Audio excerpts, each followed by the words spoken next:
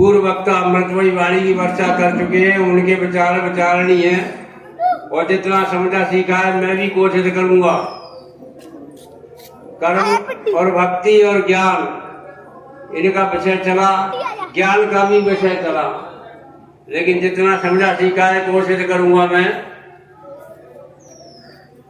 देखिए कर्म ये निश्चित है, जब शरीर आपके पास में है, शरीरधारी है, तो भगवान कृष्ण गीता जी अध्याय 3 श्लोक संख्या 8 में कहते हैं कि नियत कुरु कर्म त्वं कर्म ज्यायो आकर्मण शरीर यात्रा पे तेन प्रसिद्धेद कर्मण। अर्जुन, कर्म न करने के अपेक्षा कर्म करना श्रेष्ठ है। अगर कर्म नहीं करेगा तो तेरा जीवन निर्वासित नहीं हो सकता है, इसलिए कर्म करना चाहिए। परंतु कौन सा?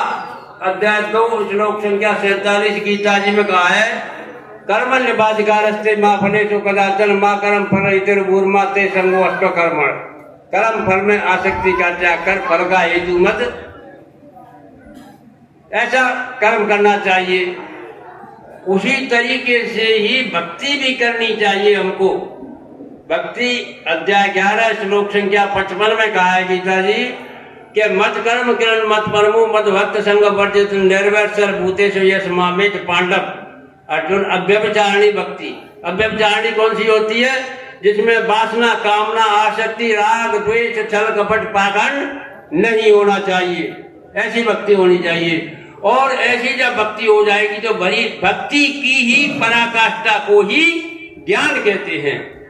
अध्याय 13 श्लोक संख्या 11 गीता जी, अध्यात्म ज्ञान नेत्वोत्तम तत्व ज्ञानार्थ दर्शनम एतद् ज्ञानम प्रोक्तम ज्ञानम यद् तो अन्यथा।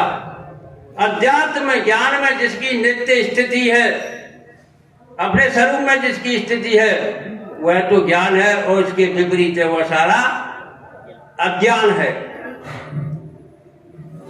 इसलिए हमें ये अनुभव करना है। ये शरीर को मान करके बैठ जाते हैं तो शंकराचार्य विवेक चूड़ामणि में कहते हैं, श्लोक संख्या 191 में देखना, तमात्मानं कूटस्थ कर्ता भोक्ता भवेत् उपाधिस्थ। ये कूटस्थ, ये साक्षी ही, आत्मा ही उपाधि, बस ये शरीर धारण करने के कारण इसको कहते हैं कि मैं ब्रह्म हूं। शरीर ब्रह्म नहीं हो सकता है, कभी नहीं होता है। कौन कहता है? लेकिन उन्होंने कहा भी, संचालक महोदय ने भी यही बात कही कि कर्ता जो है वो ज्ञेय हो सकता है, ज्ञाता। अरे ज्ञाता और ज्ञेय हो जाएगा तो फिर है ही नहीं कुछ दुनिया में। दृष्टा कभी दृष्ट